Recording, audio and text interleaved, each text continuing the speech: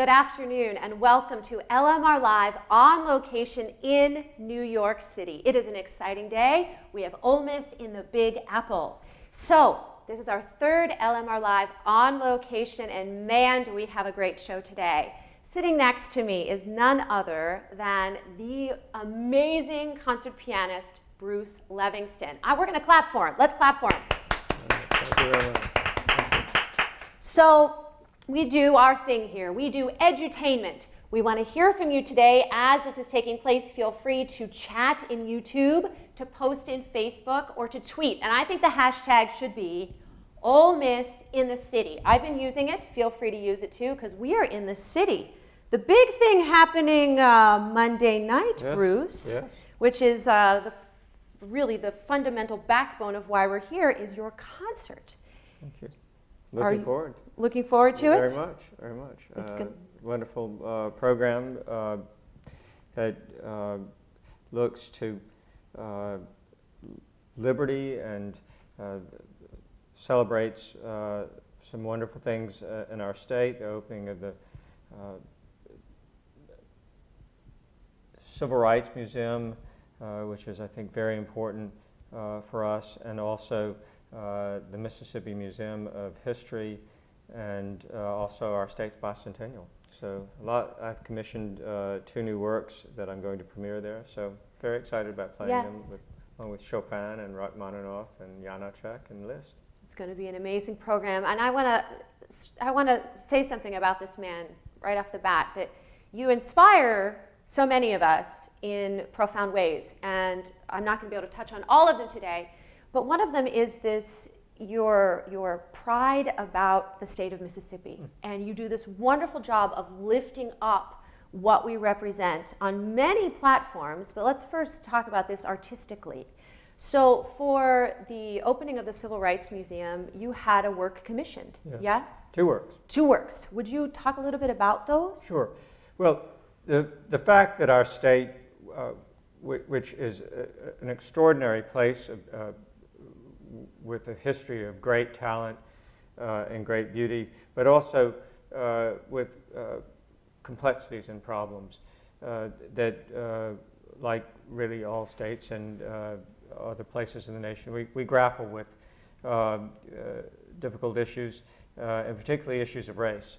And I was so proud that our state came together to build and open this important museum of civil rights, that finally there was a place that people could see and learn about our very difficult history Absolutely. with the subject. And so I thought, as I saw this was going to be an important moment, that I wanted to commission something that would celebrate our state, but also somehow in sound memorialize the lives that were given and lived to make it possible for us to be where we are now, and that would somehow also make people think about what it is that we've been trying to come to grips with.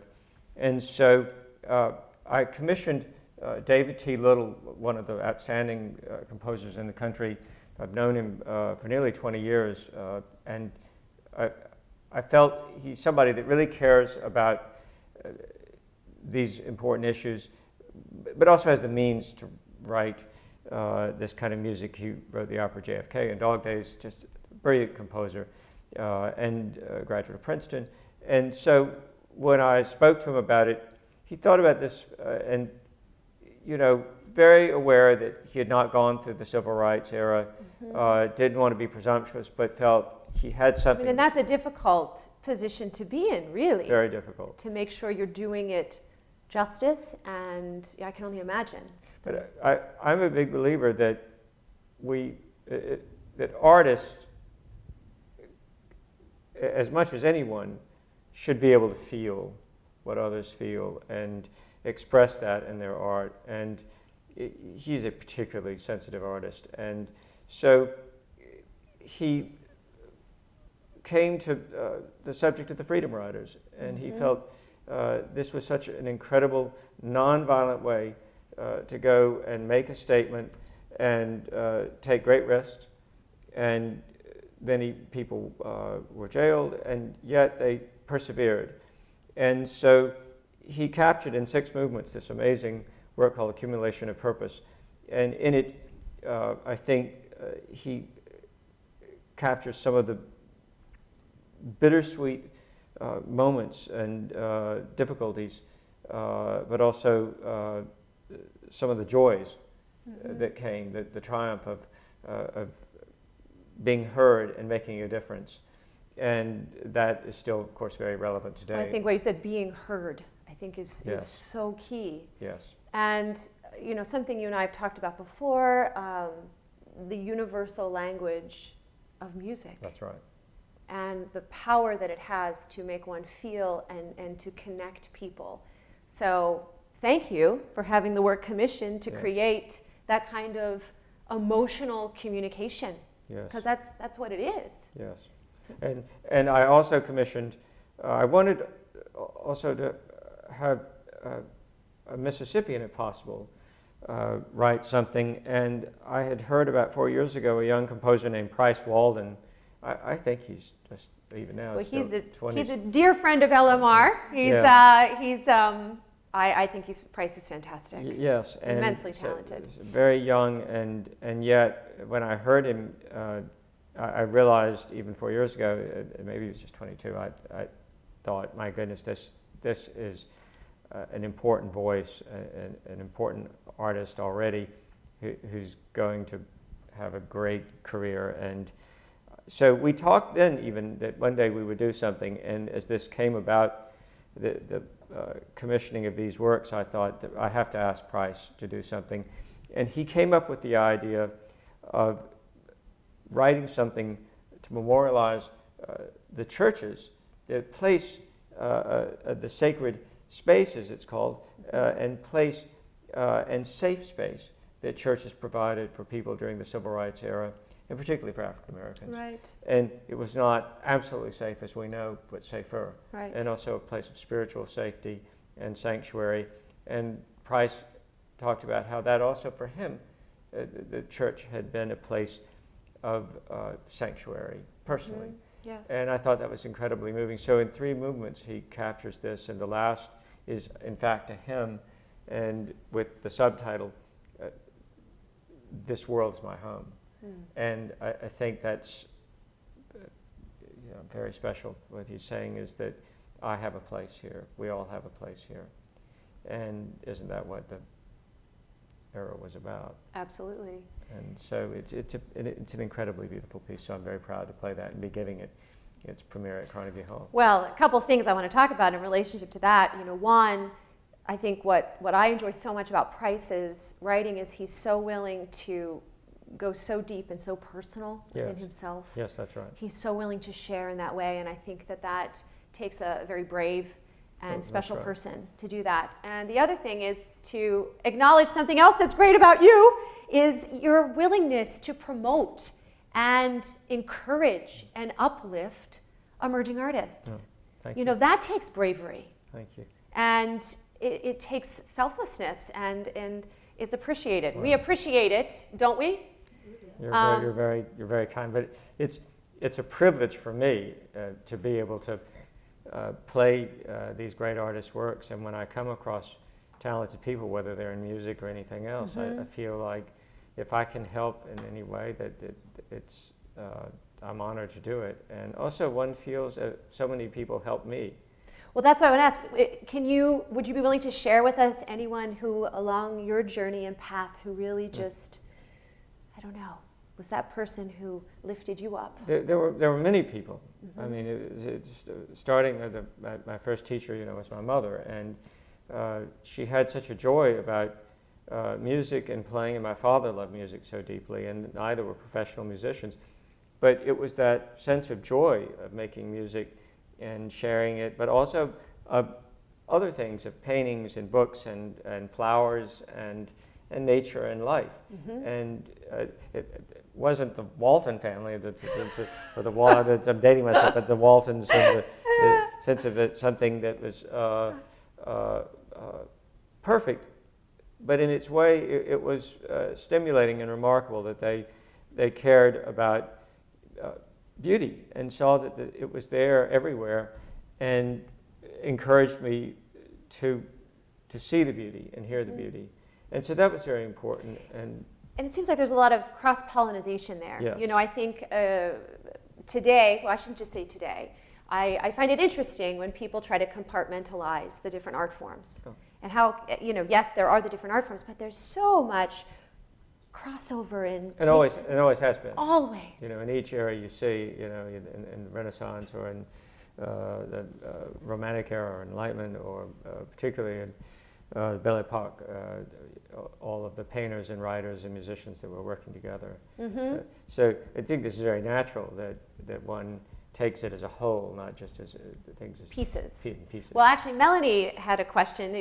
She's to discuss, how do you draw inspirations from all forms of art? Because you do. I mean, in your artistic output, the crossover to art, the crossover to actors, the crossover to dance. I mean, you do it all. Well, I'm inspired. Or you collaborate with all. I'm inspired by all those things, and as I've come to meet people from who work in different areas, it just feels very natural to say, would you like to work on a project? I think if you look at opera, you all, many of you are singers who are here, it's so collaborative, and it just doesn't rely on the singer, although very important. But also, you know, a set designer and lighting, and of course the director and the orchestra, and then each instrument can do something that's so extraordinary and create a life and a sensibility, and so. Oh, I like that word, a sensibility. I mean, there really is a sensibility with the grandness of opera. Yes. That, you know, is unique. That's right. And you know, we were talking in one class about how a different director may take a great Mozart opera and a completely different concept, even with the plot staying the same, depending on how you design something, because that director may have a different sensibility than another. And so I think that's what's exciting about all of these great pieces of music. That we hear. That's what you hear. We're live in New York. That's what you're hearing of the pipes, of course, in older buildings. That's the heating system, but that's music. It is, and we were talking about that before the show started. The fact of music in nature, music in life. I mean, the sounds that one hears in New York City are very different than the sounds someone hears in the Delta, or the sounds someone hears in, I don't know. Yes, and the Fosse. What's the famous steam heat? Oh yes. We should break into song, dance. Let's go. Great, you know the song Steam Heat. It's just wonderful. It's great. The choreography is unbelievable. It is exquisite. Yeah. It is. So let's talk a little bit more about your collaborations with prominent cultural institutions. I mean, you really have done a lot with art and music, whether that's the Museum of Modern Art, the Whitney Museum of Art, and you're also an author and a curator. Yes. But really inspired by, again, Mississippi, a famous Mississippi artist that I grew up seeing a lot, and felt I wanted to learn more about her, really. I knew the work as a child, but so that inspired me to come to write this. But you know, yes, and the book is Bright Fields, The Mastery of Marie Hull. And for those who haven't seen it, you should definitely check it out. Oh, I need to give a shout out to our folks back in Oxford, Mississippi, who are watching in Nut Auditorium. We send a hottie toddy. But if you're in Oxford, go to Square Books and pick up this book. I'm sure there are signed copies, right? I hope so. There better be. If not, we'll get a signed copy. But the important thing is she, born in 1890, became an important artist. And it was even more difficult than it is now for women who were in that field. Because, correct me if I'm wrong, in that time, first of all, there weren't many schools of art to study, That's and right. then for a woman, I mean, didn't she go to the state of Pennsylvania? She finally went to study? the Academy of Art there, Yes. which was really one of the great places to study in this country, and studied with William Merritt Chase, and then on to New York to the Art League, and then she went to Europe to study. But to do that, she had to do what her family felt she should do, which was to study music. She went to Belhaven, and at that time, a respectable young lady might, if she was going to work, and I say this all in quotes of that era, that, well, she would become a teacher, or she would become a piano teacher or music teacher, or play in church. Well, she took the money she earned from teaching and then went on to study art, because she knew this was really her greater calling, and became a very important artist and won many national and international awards. And is in, her work is in a number of museums. And I think that I just wanted people to know how extraordinary not only the work was, but how extraordinary she was. Absolutely. But that's another thing you're good at, is seeking out individuals, whether past or present, who have made significant impact in the world and forged a path that makes easier for other people. And you really do. Well, I don't know whether, does it happen naturally? Isn't that what you're doing with LMR? So I think Well, I appreciate that. It's an extraordinary voice that you give to people. But so you certainly have this. Well, thank you. And do this, and, well, it's something I do believe in. And yes. And again, through the art of what you're exposing folks to, it gives a glimpse to history in a different way.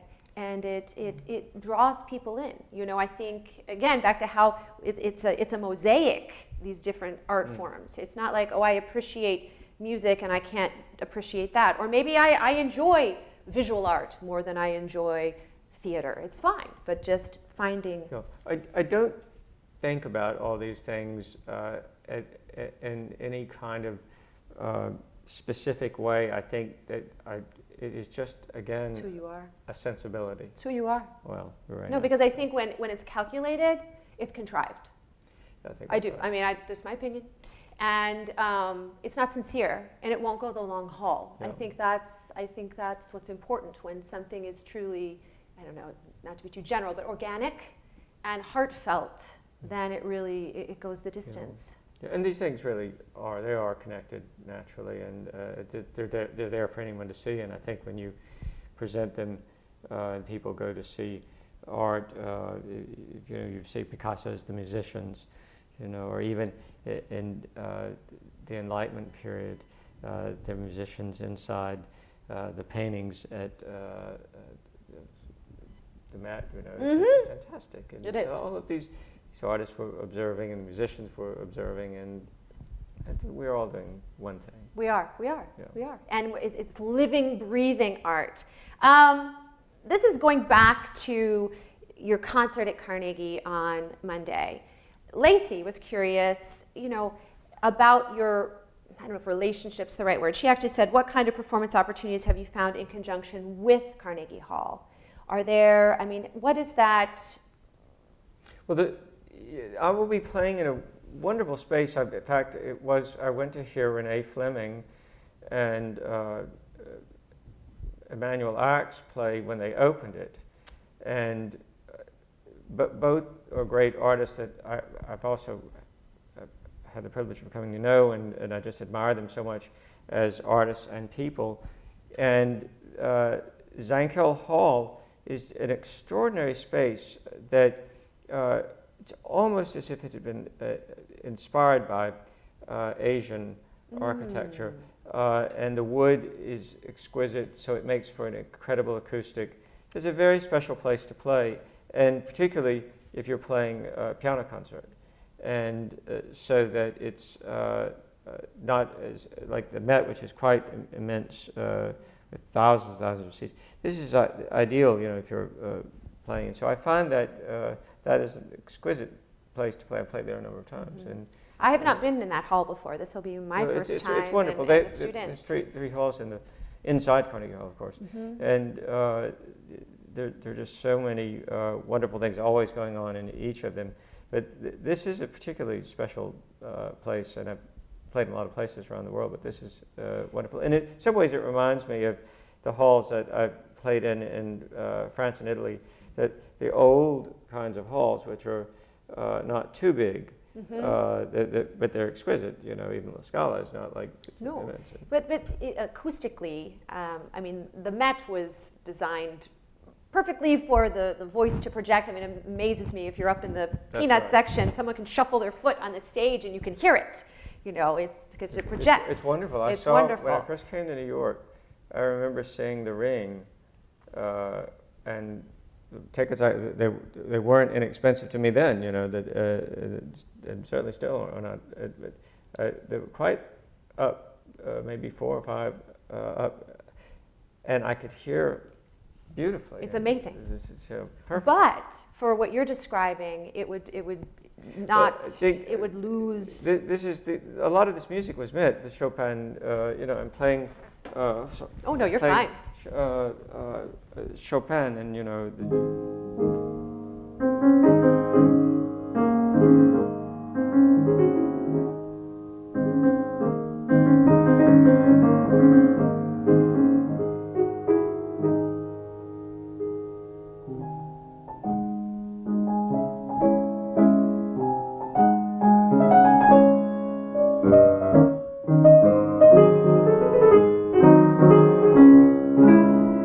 Some intimate Chopin piece, or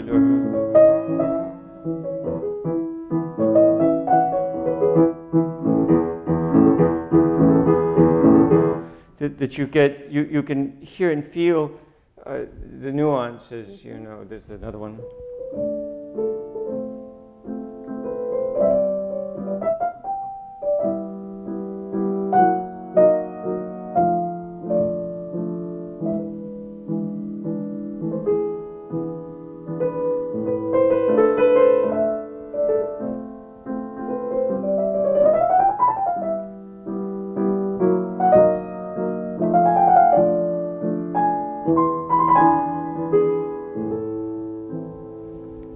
Somehow you can hear these small nuances in a space that's not too big. So it's a magical place to play, and it's Carnegie Hall. Yeah, it's Carnegie Hall, and this is the closest. I mean, we've collaborated, but I was standing over there, singing when you were playing. I love sitting here watching your hands. Oh, thank you. Don't you? I love it. Did you see anything that? But it's just your touch of the keys. You know, that's the thing. You want people to. Almost to feel as you strike, because you know, if you're doing like a scarlatti, you want to pop it with, you know, it's almost with a harpsichord, so a little.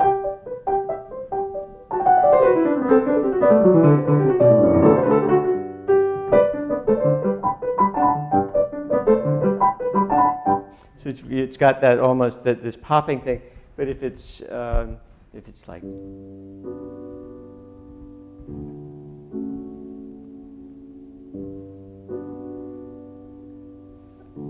I want it to kind of go the opposite direction. I want it to float up.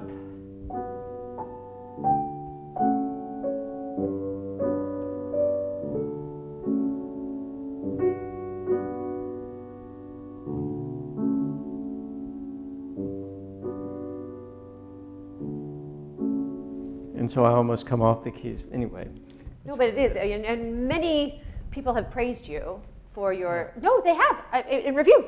Not that that's the end-all be-all reviews, you know, I don't know how you feel about them, but your touch with the keyboard and the way you're able to communicate. Well, and, you know, it's going to be such a gift for these students that are here in New York with us to experience your concert in that space and to be part of history of the things that have been in that hall and to be intimate enough to catch some of those hands. Thank you very much. Yes. Thank you. I'm looking forward to playing.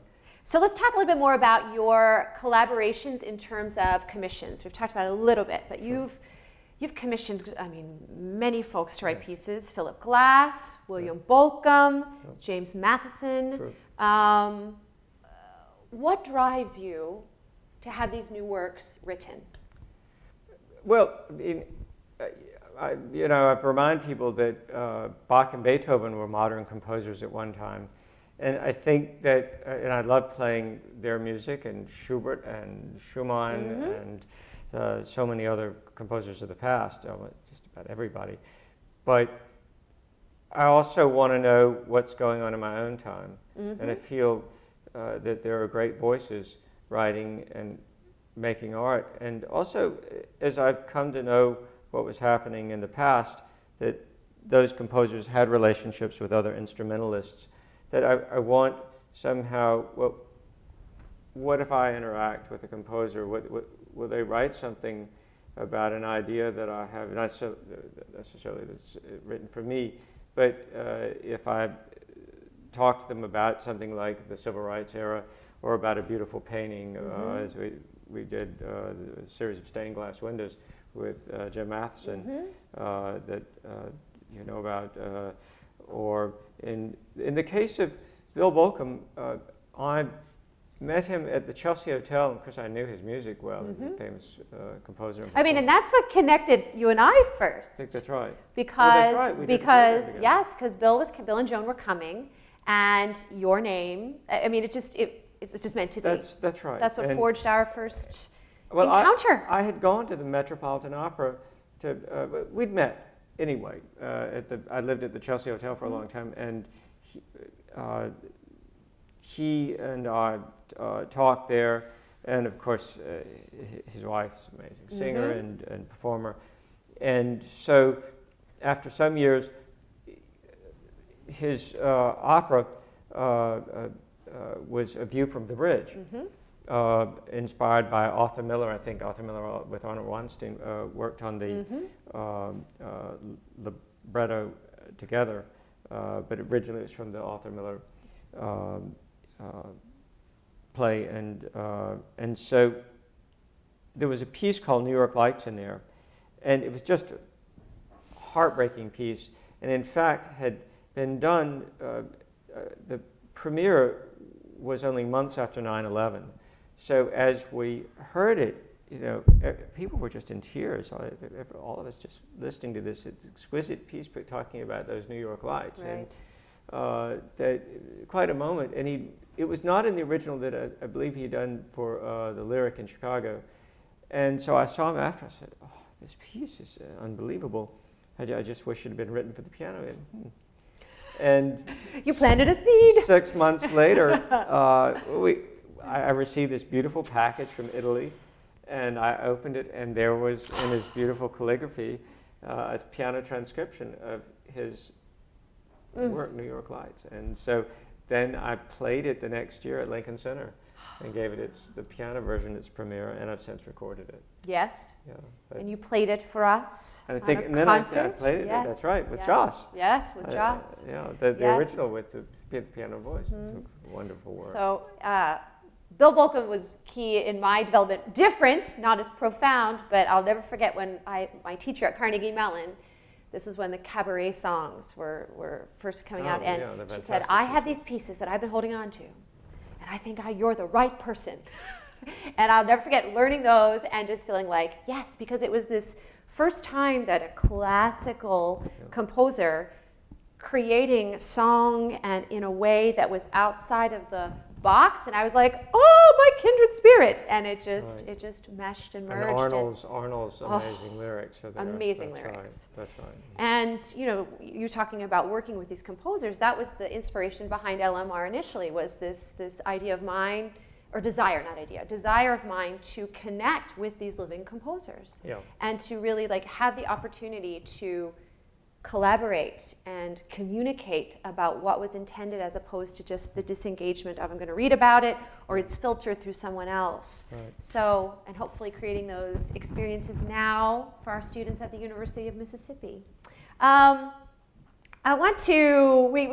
a little fun with one of your pieces. So your CD Windows. Yes. And the selections written by Matheson. Oh, right. Okay. And the window from the Union City. It's called the Union Church. Thank you. Peconico Hills. Yes. In upstate New York. Upstate New York. And please correct me if I don't articulate this correctly, but the window was commissioned. Well, it was commissioned by the Rockefellers and that grand window is the Good Samaritan. Mm-hmm. And it is extraordinary, and of course it's by Chagall. Yes. And Marc Chagall. So again, we get the crossover here, but we have this window that was commissioned by Chagall for this church. Commissioned by the Rockefellers. By the Rockefellers for Chagall to do the window. Correct. Woo! I'll get it eventually. Well, it is Thank good you're here to translate. It is complicated. Woo! And they did it as a memorial. They commissioned a whole series of windows, which is extraordinary. And they'd also commissioned Matisse. Yes. That one was in memory of David and Nelson Rockefeller's mother, and the other siblings, of course, Abby Aldrich Rockefeller, who was a founder of the Museum of Modern Art. Mm-hmm. And so this is an extraordinary little church that the townspeople and the family go to in Peconico. Mm-hmm. And then, so share with us the inspiration behind the creation of the work with Matheson. So the church was about to celebrate its centenary, 100 years of its founding, and that was 1915. And David Rockefeller was also, who played a major role in the commission of those windows, was also about to have his 100th birthday. Oh my. And he and his wife had been longtime friends of mine, and David was particularly a great supporter of my commissioning work, and as much as anything, spiritually supportive.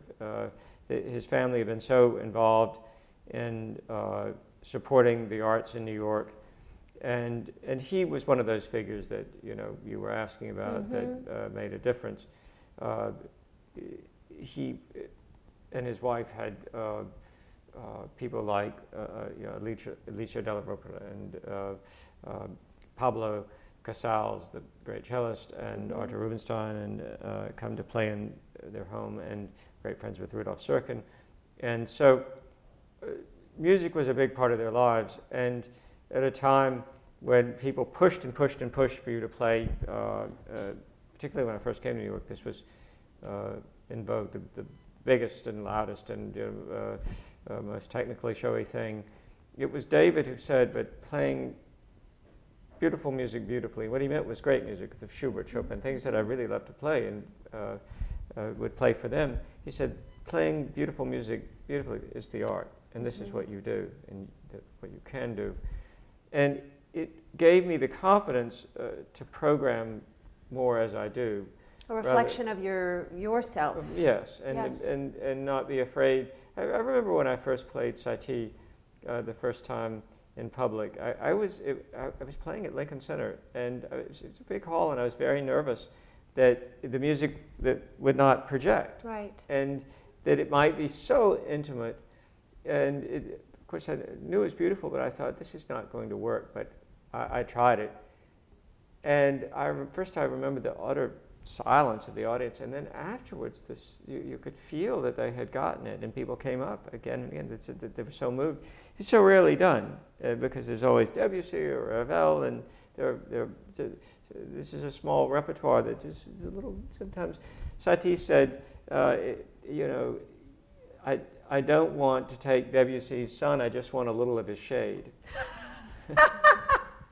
I like that. And even in their lifetimes, they knew one another, and Debussy actually admired Satie and orchestrated two of the Gymnopédies. But anyway, I ended up learning to listen, I think, to my soul. And I think that's really important for our students to hear, and even at my point, I think that's something to always remember.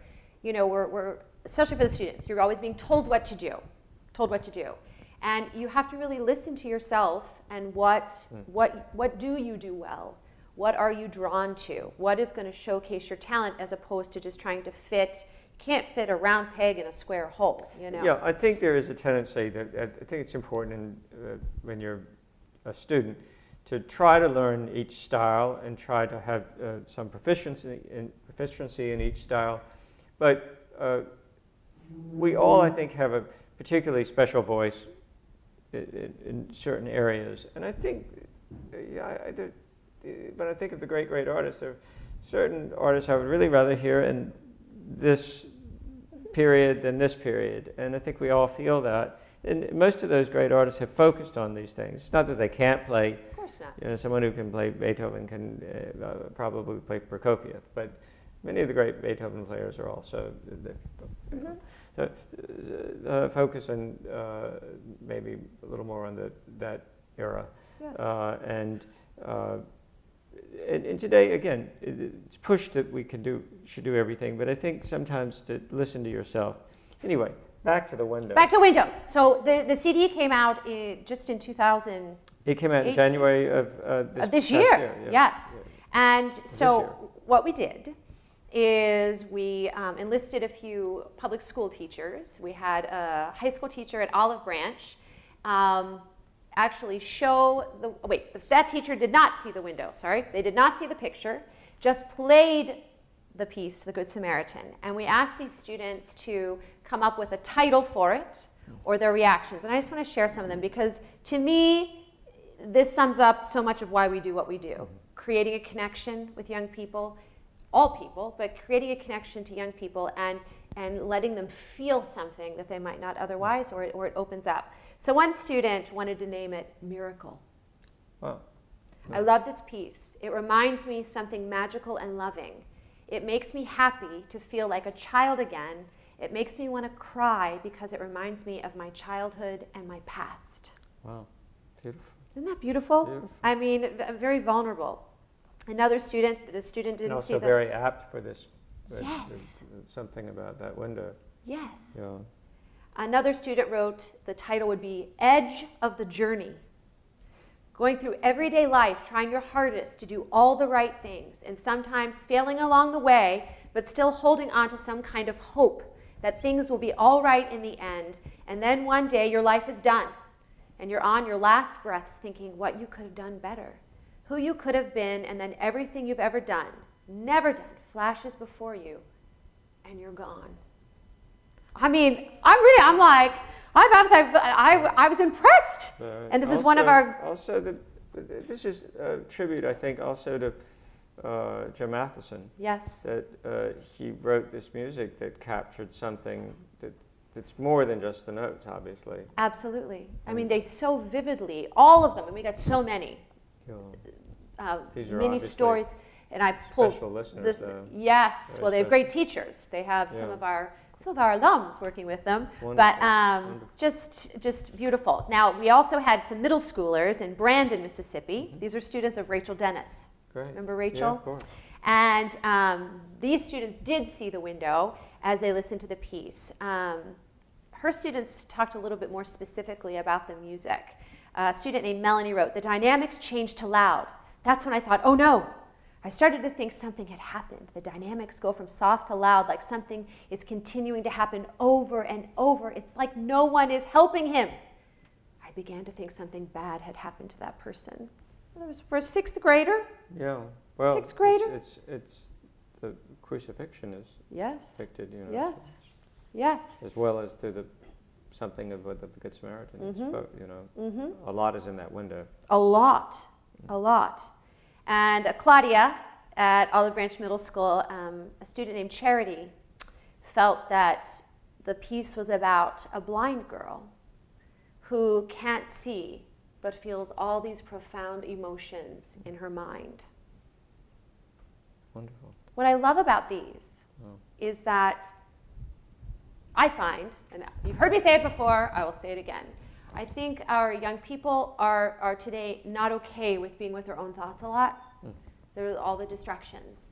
And one of the things I love about listening to this piece, even myself, that it creates an environment where one can really be reflective and thoughtful. And yes, it's inspired by this beautiful stained glass window, but to look all the different places that it takes one on this emotional journey. And there's no right, there's no wrong, but What a wonderful way to explore your own thoughts and where you stand, what you feel, what you believe. I just Right. feel that the music can serve such a profound purpose. Sure.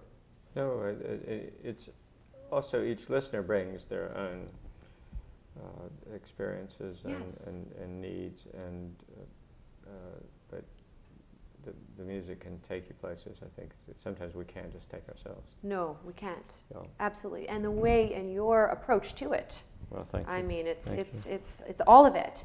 Let's talk a little bit more about some of your other collaborations with dance, with the Boston Ballet, and Alessandro Ferri. Do you need to come in? We're really it's live. It's alive. No, that's great. I'm just sitting right here. Okay. Our audience. Your draw to collaborating with dance. Yes. Will you talk a little bit about that? Yeah, that I've always loved dance, as long as I can remember, and of course it's so influenced by music, every dance form, and so I particularly love ballet, and so much of classical music has been used in ballet, so Yes. it's a clear synergy. But I had the opportunity to perform with American Ballet Theatre in 2007. Philip Glass had written a solo piece for me, and then they wanted to turn that into a ballet, and so asked me to perform on stage live with the dancers, and of course it's one of the great ballet companies in the world. And in that cast appeared Herman Cornejo, one of the great superstars of the ballet world, and we became good friends and felt a certain simpatico and connection as people, and also as artists. He felt the music as I played it, and we said we'll do something one day. And so at some point a few years later, I was playing at Carnegie Hall, and Herman came backstage with Alessandra Ferri. Alessandra, one of the greatest ballerinas. Oh my goodness! And you brought her to Oxford. I did, and both of them, in Yes. fact. Yeah. And so they are extraordinary artists and performers, but Alessandra, is a deep person and dancer, and she walked backstage and she says, "This is it." She's from Italy, and she said, "We're doing this," and so they were saying that they wanted me to do a performance with them, and that turned into a multi-year project that is still, we're going to be performing together at the Royal Opera House in London in January of 2019. Okay, we need to start saving our money, and we'll road trip, airplane. And we have performed together in South America and in Italy and France, and of course in all kinds of places here in the United States. And so, but the opportunity to work with great dancers is so special for me as an instrumentalist, because how they express a phrase with their arm, their foot. I remember seeing the great choreographer Jerome Robbins outside of Brooklyn Academy of Music. This was in, I believe, the 80s when Atisse was being performed by Les Arts Florissants, and Atisse by Jean-Baptiste Lully. And so this work, very, very old work from many centuries ago. And here was one of the great Broadway choreographers who's done On the Town and West Side Story. And I met him before, and we talked a bit. And so I walked up to him and I said, "Jerry, you're here at Atisse?" And he said, "Yes, I've come to every performance. I'm studying how they trill with their feet." And so here, he was maybe 80 at the time. He might have been very close, still learning, still seeking. But that's all great people. Yeah, of course. All accomplished great people are always Absolutely. learning. The desire, it Yes. never leaves. Yes, but particularly learning from dance in this case. And for me too, working with particularly these great dancers, as they phrase something and as we work together to express things, Yeah, it's been a great journey, and I have learned so much. You know, you're making me think of something that I've taken for granted, because I think this mentality can work the other way too. I'm not a dancer, but I've studied a lot of dance, loved ballet, and I was lucky. All of the ballet training I did growing up was with a live pianist. So this is just dawning on me that I was around beautiful classical live classical piano music, 4 times a week in that class. That doesn't happen. That's rare to have that anymore. Everything's pre-recorded, but it works both ways. The energy and nuance of the live musician and then the dancer. It is reciprocated. Yeah, absolutely. How, also even how we space in the Scarlatti I was doing, it's almost a dance for your fingers. Mm-hmm. But you're still thinking that what were the feet doing when he was thinking of a dance. And that helps you in your approach and your spacing. I'm going to bring up Melanie here for a moment, member of our dream team. This comes up in the voice studio because so much of what we do as singers, she's hiding her face right now, but so much of what we do as singers we can't see. We don't have as much of the tactile as the piano or the clarinet. And I believe dance is so important in feeling the rhythm, and that in terms of preparing the breath, the length of the phrase, it completely transfers to the singer's world. And I was making her, she kept telling me, I'm not a dancer. I said, I'm not trying to make you a dancer, but we have to be able to dance and feel, and the rhythm, it has to be in the body. Yes. Yes. That's exactly right.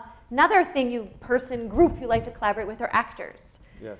Ethan Hawke. Yes. Will you talk about that? I'm a huge Ethan Hawke fan. I met him once. Yeah. Back when he was at Carnegie Mellon University before he hit stardom. The hallway of Margaret Morrison dorms.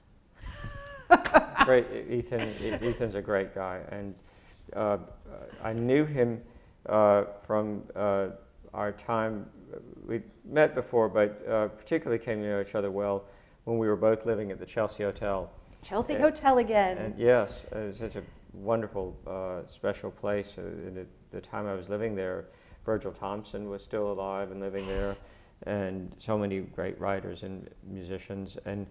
And so Ethan moved in at some point, and he would come over and I'd play for him. And we were talking about Allen Ginsberg, and he loved Ginsberg's work and the poetry. And I said, talking about one particular piece, and I said, I have the score that Philip Glass wrote for this poem. And we decided we'd get together and take a look at this. And then eventually we performed it live at Lincoln Center together. And I remember Ethan had been on a shoot somewhere, and he said, I'm only rapping the day before, and I won't have a lot of time before I'm coming in literally in the evening. Do you think we have enough time? I said, well, let's just do it, and we'll get together and we'll make this work. And so he came over and he sat in a chair very close to the piano the way you are. First he sat down and played himself a piece he'd been working on the piano, which was wonderful. He's a terrific musician and can play and write and sing, and of course he's a wonderful novelist. And so he kind of whispered the words in my ear as I played. And they were so right. We just looked at one another and went, wow. And we kind of gathered up our things. We knew that there was this, again, we felt it the same way. And we knew one another pretty well by this point. And so he went on stage, and that's how he performed it. As I said, just do it as you did it in my ear. And he almost whispered it. And you heard this, the audience was just rapt by him. And so some years later, I was doing an all Philip Glass album. And I said, would you?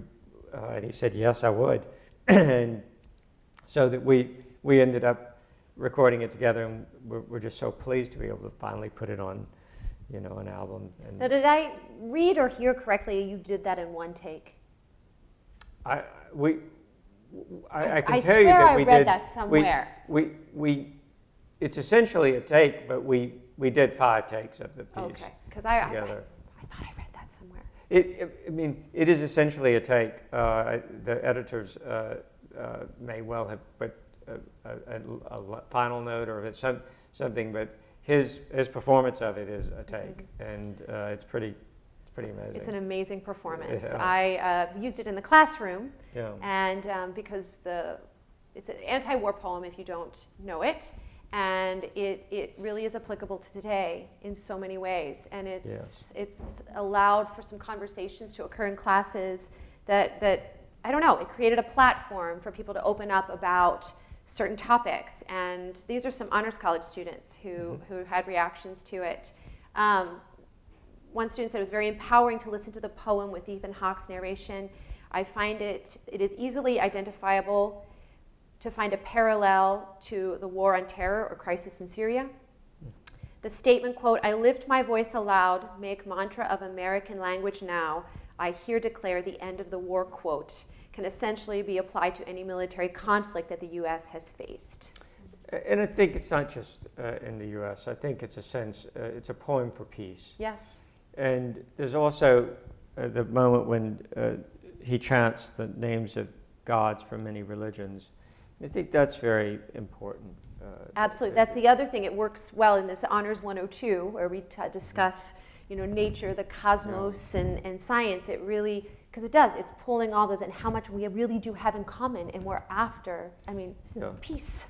Yes, and I think that's, but I particularly think that by Ginsberg naming the many gods and celebrating them, it's a sense of also acceptance of other cultures and many religions, and a respect, even if it's not your religion, there's a respect for the right of other religion and other views to exist. And that sense of respect is, I think, very important. And very important. Yeah. Some students wrote about how, in terms of the language, how nowadays with social media, people hide behind that platform. Yeah. And using it in a way that can... Oscar Wilde famously said, if you give somebody a mask, they'll show you their true face. And so I think that sometimes people do hide, behind screens. And but I'm hopeful. I'm an optimist, and I feel, this country has struggled just as in our home state in Mississippi. We struggle with issues, but I thought with the opening of the Civil Rights Museum and other things, we try to find our way, and I love that about this country. It goes through terrible things, but it is always trying to right itself. Absolutely. I couldn't agree more. Yeah. It's yes, and it's those occurrences and those moments that bring hope. Yeah, and we're reflective and seeking, and that's also, I think, in this country's DNA. Definitely. And so. Definitely. Well, thank you for doing a work like that, though, that again creates this environment and platform to have a discussion that might not otherwise occur. That's the key. Thank you. It might not otherwise occur. Okay, we always have a little fun on LMR Live. We're having fun already. I don't know what I'm talking about, but we're gonna up the ante. We're gonna shift to our game here. I'll explain a bit after our little intro video into.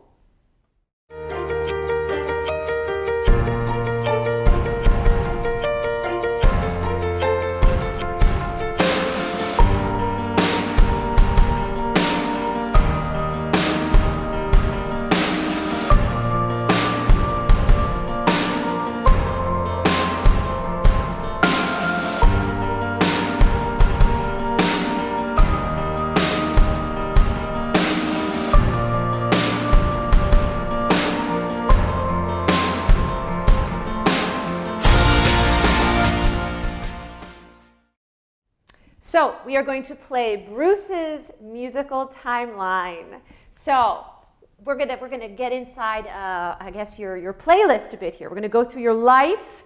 So I gave him some prompts. This game was created with Faith Janicki, and some prompts that are going to be on the screen here. 7 different categories, and asked Mr. Levingston to share with us the piece that most embodies this. And he sent them back to us in a mixed up order.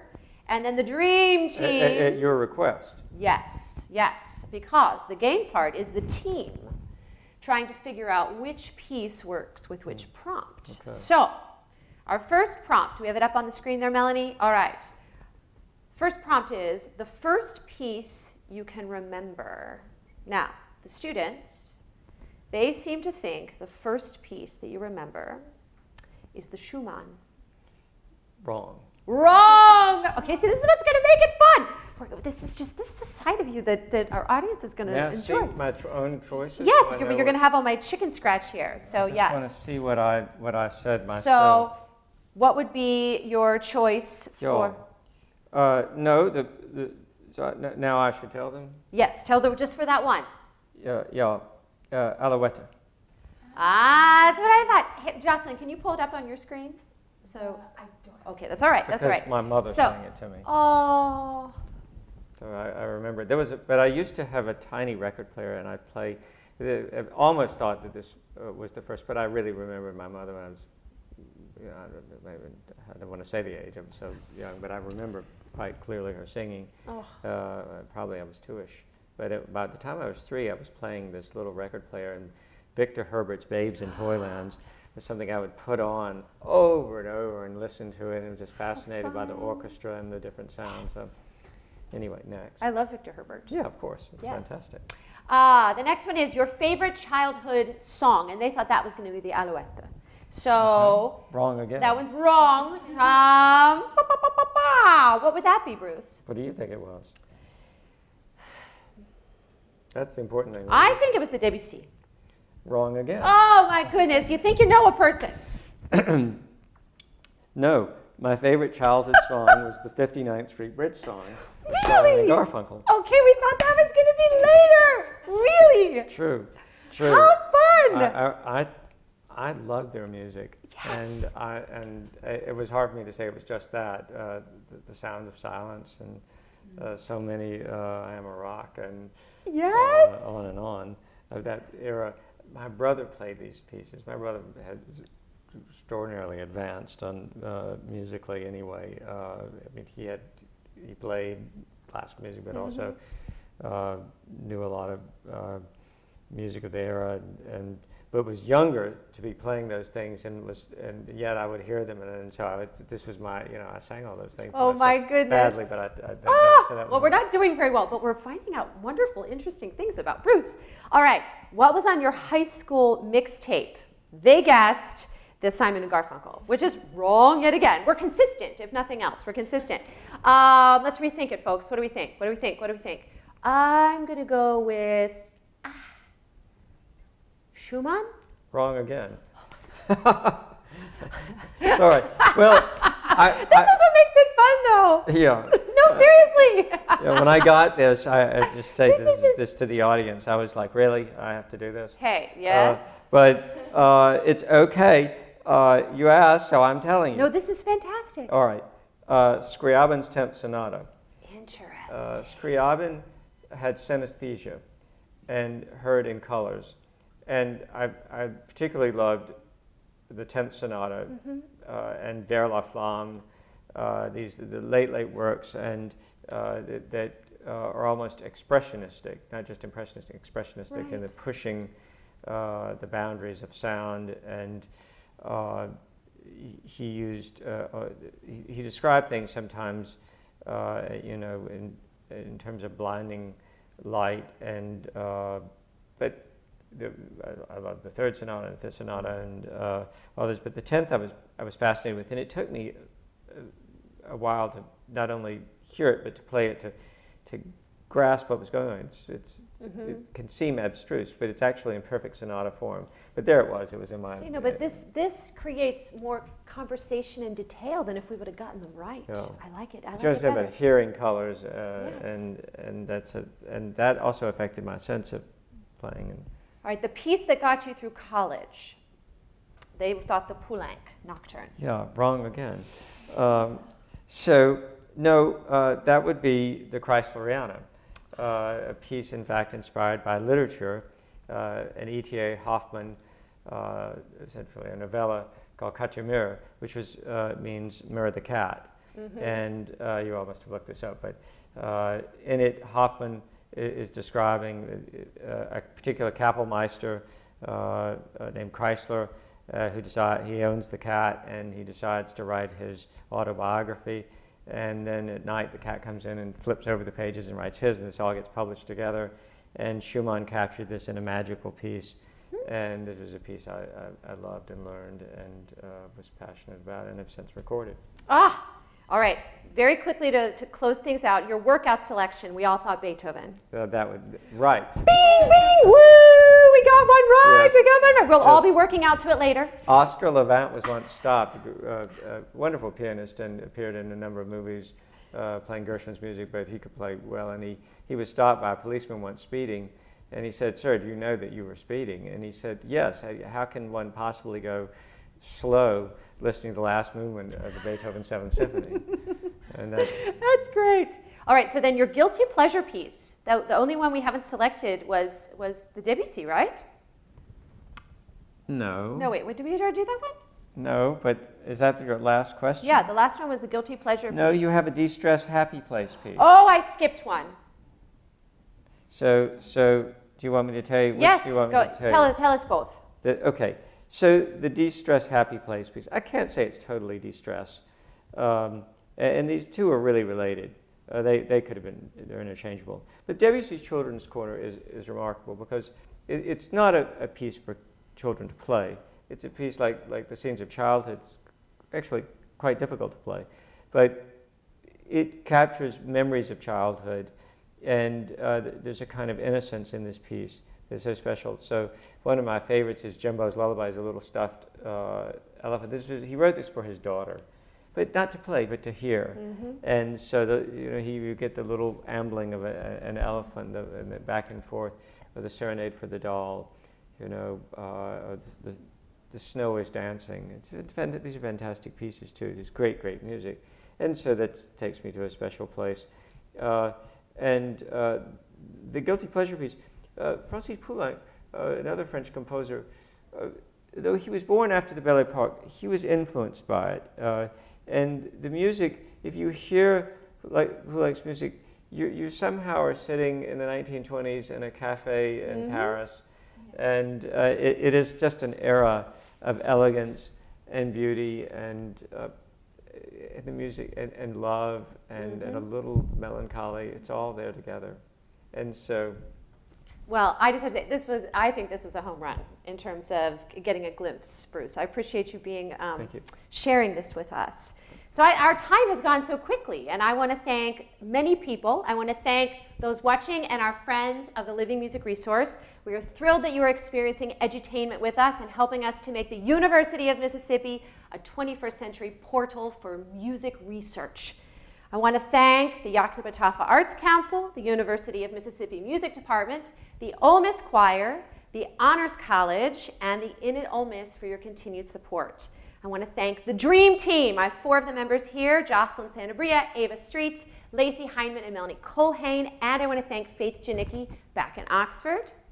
If you want to stay up to date on our activities, please like our Facebook page and, engage with us. We want to hear from you. I also want to thank Augusta Gross for opening her home here in New York City and allowing us to film. Indeed. And we're going to be putting up an interview between Bruce and Augusta in the future days, and just so appreciative for her warmth and allowing us in her home. And I want to thank you, Nancy Mariah, for having us on your wonderful program. I think it's so important. You really are a visionary and showing the way of communicating in our era and opening doors for not only young artists but old artists and everybody who loves music and art and life. So thank you. That really means a lot. And I want to thank you. One of the best things that happened is you becoming part of the University of Mississippi. Thank you very much. And I feel honored to consider you a colleague and a dear, dear friend. Same. So, if you are in the New York City vicinity, where are you going to be Monday night? You are going to be at Carnegie Hall hearing the Bruce Levingston. See ya! Bye.